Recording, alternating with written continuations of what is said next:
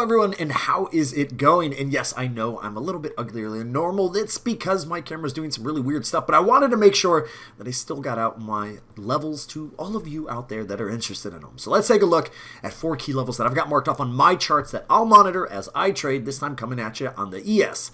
It has been a wild ride for the bulls, and we have an area marked off at 4,800 because if we begin maintaining trading activity beyond that, that is really no man's land. We could see a lot of volume come in, but time will tell. That is the barrier for me to be on the lookout for some excited new buyers to possibly jump in. Now down below where price is trading, we have 47.40 marked off. It's a lower area of support that we back tested on before flying back up to continue challenging the 4,800.